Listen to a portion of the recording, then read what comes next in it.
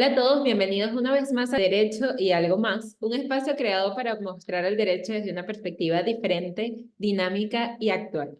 El día de hoy tenemos un invitado súper especial, a un gran amigo que traje directamente desde Grecia, Atenas, Matthew Dacoronias-Marina. Bueno, hi Matthew, thank you so much for accepting the invitation to participate in this podcast called Derecho y Algo más, or in English, Law and Something Else. It's a pleasure for me to share with you and to have this wonderful conversation. For the audience, Matthew is a great qualified lawyer based in Athens, is an associate at the Dacoronias Law offices, and also is an academic person, of course. Matthew holds an LLB from the University of Edinburgh, a political science degree, and an LLM on international dispute settlement from the University of Athens.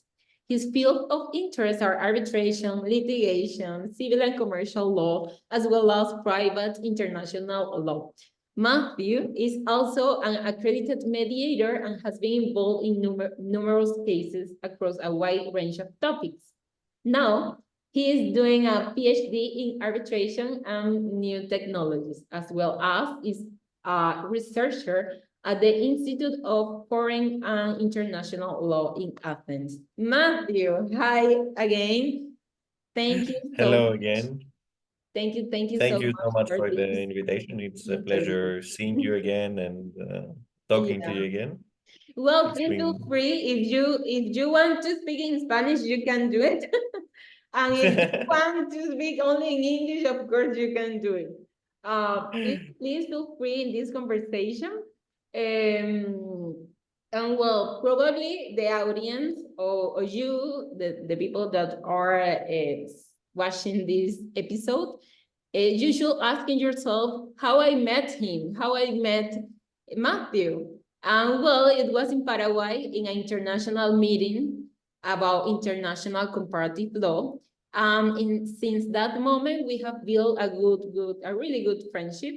For me, of course, going to international conferences has opened me several doors. The proof is that, of course, I know Matthew now and other remarkable lawyers. And well, I know that Matthew usually goes to these kind of conferences every year. For this reason, the topic of today is the importance to attend to international forums, meetings, or events in order to build a professional career or a professional brand in arbitration, comparative law, or private international law.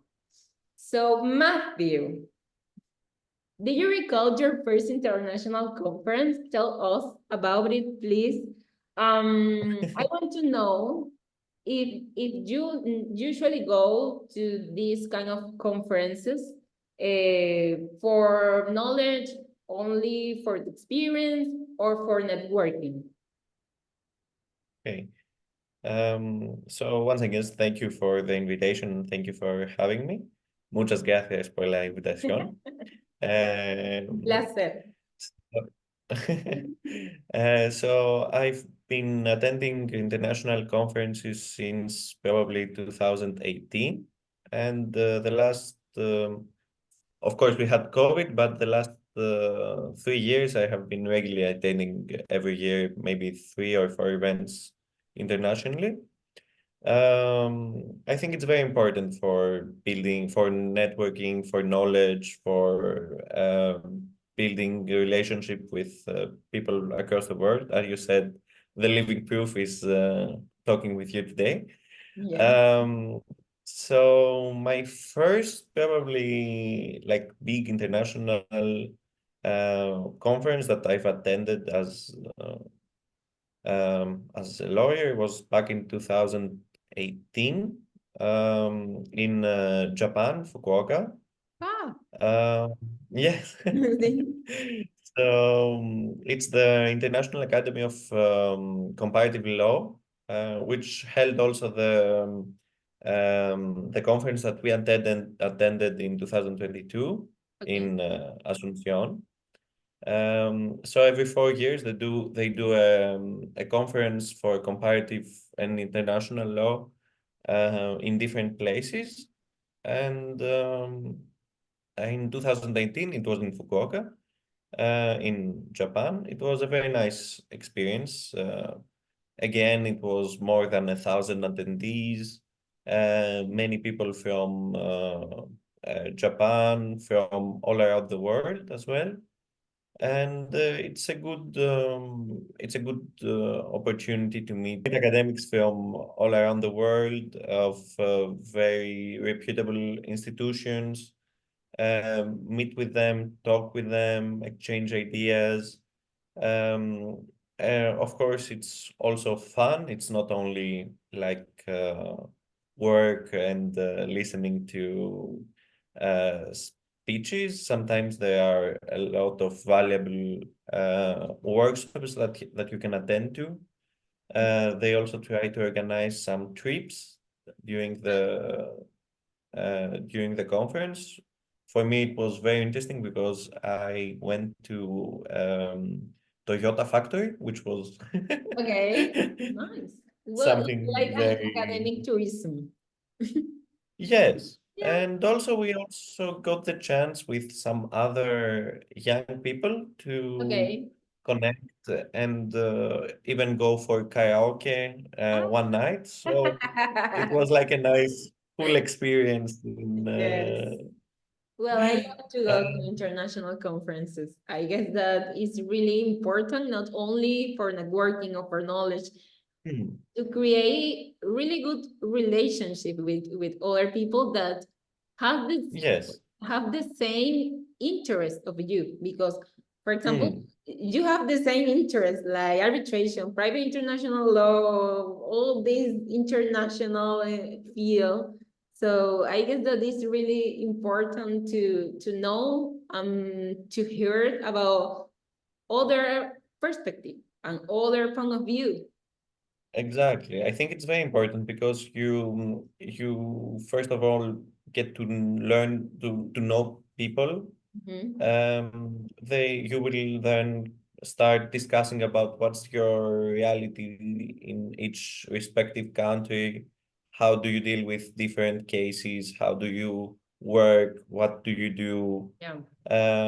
And then whenever you may have an issue, for example, in that country, or you may have had like a discussion about the topic or whatever, you may seem like confident enough to ask that other person their opinion, or even Yeah. like something you may need in that country. You may need a lawyer, so you build as well your reputation, you build your network, and Yeah.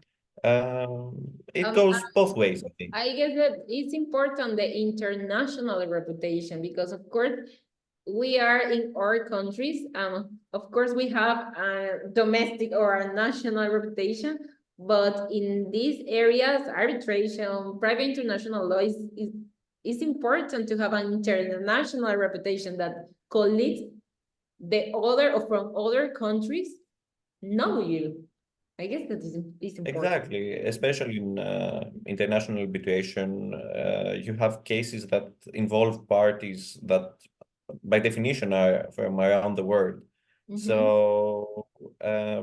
you may have like parties from, I don't know, wherever, working to a third country, and they may need a counsel or an arbitrator from a fourth country. So Yeah.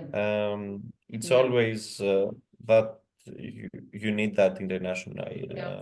Also, And then, of course, sometimes there are some other organizations that um, uh, meet more regularly for um, or there are many countries that do every year some arbitration days or arbitration week or whatever they call them, well, which is also a very nice opportunity to meet with Matthew, people. why did you attend to an international conference about comparative law? Is normal in your country to study about comparative law? Um, it's not very common. But because I am also because comparative law is part of international law, let's Yeah. say, Yeah. and it's always useful to know know what happens in one country or whatever or in another. No, because And also in my field of work, I also work as a researcher at the Institute of Foreign International Law, yeah. and it's like our field of work is to provide information um, about what the law of another country is to the Greek courts. Mm-hmm. So it's extremely important to know to know what the law of the other country is, Yeah. and to have the resources to maybe know some people as well, Yeah. um, that you No, can. I Uh, asked you because in Venezuela it's not common to speak or to study about comparative law. It's not mm, so common. And of course, the comparative law is necessary, but mm-hmm, not in the academic way. Is I don't know, only in the practice, but not in the academic way. Only in the mm, LLM or in the master that I am doing, that is private international law and comparative law in the Universidad Central de Venezuela, but Central University of Venezuela, but only mm. in that university, not in the others. Here it's kind of the same. It's not very common to study comparative law in your university, at least in your basic studies. There is a specialized LLM on comparative law, but it's recently new, like the last 4 or 5 years in the University of Athens. But yeah, so and there is not, of course, there is not a lot of people who work on that field or Yeah, are actually like is an interested in academic that as well. field. Yeah. But because I do it in practice as well, so I have Yeah. to. Well, Matthew, do you consider that international conferences are a good way to build your personal brand? Um, For all the new lawyers that are beginning in these areas, do you recommend it? yes, for sure. I think it's a very nice. It's a very good way to do it. Um, I think that through these events or conferences, you have the chance to meet so many people from many different jurisdictions, many different parts of the world. And then you can position yourself and say, hello, I am XX, I can do this and that. And that's how you build your brand. Yeah. And then, of course, the more you go into these kind of conferences, the more you get to see again these Yeah. people. Uh, of course, it's not going to be like every year that you see the same people, but slowly you will start building a small network that you see in different events. Um, you can also coordinate with some people as well to go into a conference and meet again. So Yeah. Oh, for it's example, nice. we met in Paraguay and I called you when I went to Greece. Like, Exactly. how are you? I will go to Greece. Please help me. I guess that this is really important to have this kind of, yeah, this kind of network, I guess. Yeah, Not yeah, only yeah. for academic or, yes, not only for academic field, also for the life, I guess that if you want to go to Japan again, maybe you will call to, I don't know, a friend that you met in that moment. Yes, exactly. There is always that kind of opportunity to go around and uh, Yeah. Um, have these friends around the world, which yeah. is very nice. Do you think that are there negative aspects?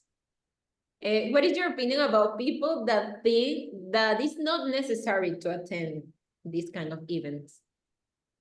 or you? Um, I I don't see many negatives on attending conferences. Maybe the only negative is that you may have to um, give some of your some that you may have to give up some of your free time to do it. Mm. Uh, that so you may need, I don't know, if you need to go, for example, in Asunción, you will need 5, 6, 7 days to come from Athens, Of course. actually to visit and just go to attend that conference. So that And maybe it's expensive to travel. it's also expensive to travel sometimes to go to the other part of the world to attend the conference. But of course, you can combine it with some vacation if you have the time and the possibility. So that's good because sometimes you get caught up in the conference and you don't have time to see the city that you're in. But Um, also you can attend these kind of events online. it helps. For me, it's not ideal to be online because you don't get Yeah. that interaction with neither the panelists, neither the audience. It's good for academic process for sure because you learn new things, you hear things that are not so common. You have the chance to see as well people like professors or renowned persons from around the world who are panelists, for example. But I you lose that kind of connection and ability to network in an event, Yeah, which but is maybe for new lawyers, or maybe for students is a good way to start. yeah, of course. The more exposure you have and the more things you do, I think that's the better. Like even if it's online, if it's in person, the more you do it, the better. That's for sure. Yeah. Have you been in international conference as a speaker or only as an attendant? What is the difference? What do you prefer?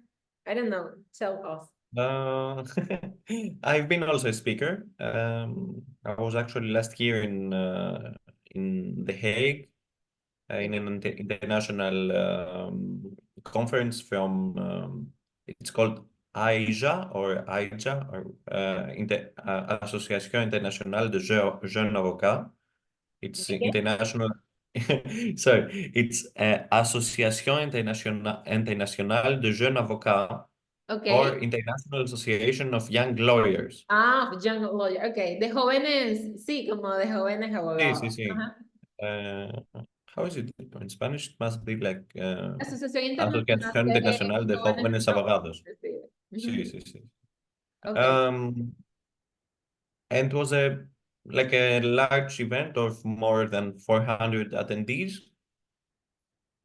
Nice. And we had a nice, interesting panel about privacy and international arbitration. Nice. Really It good. was a very nice panel with people from Italy, Poland, Ireland, and Switzerland. Okay. Um, so it was good because you have the chance to speak with them beforehand. You have to prepare. You have to um, organize what you're going to talk about and what you're going to say. Each of you, who's going to say what and on what topic. And of course, it's different than being just an attendee because you have to prepare for all that. Um, and of course, speaking and public speaking is also something that some people may find Yeah. difficult to do. Or being, um, and so that's why you have to prepare well in order to make a nice presentation. And Matthew, what is your opinion about people that think that these meetings or conferences are only for academics, not for professional purpose, like business, like to attract clients or to get more clients? What is your opinion about it? Um, I I would respectfully disagree with that opinion. I think there are always opportunities to build your business, expand your network, and build your clientele. Um, Even if we think that it's only for professors or for academics, I think there is always a chance to meet new people, get to Yes, have and a also if return. you have a really strong personal brand, of course, this helps you to attract more clients, I guess. Yes, exactly. And you of course it's not that you will only attend this conference. You are building your reputation by work. Yeah. So once you get, for example, a referral and you work well on that, Yeah. then that person will say that, oh, I worked with Maya Alejandra, for example. She's very good. Yeah. You should work with her if you need something. Um, Yeah. so both ways are good. Yeah. And coming from a small jurisdiction, which is Greece, um, it's very often that you go to a conference and you speak with people and they're like, oh, I don't know anyone from Greece, or I've never been to Greece, Yeah. which is very, very common. Yeah.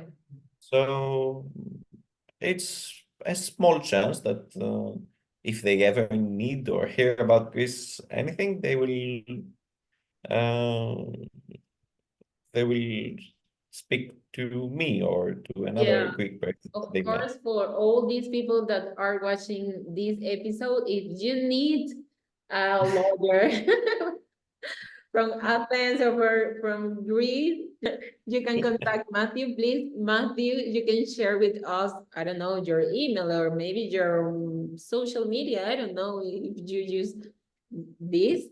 Please share with us your contact.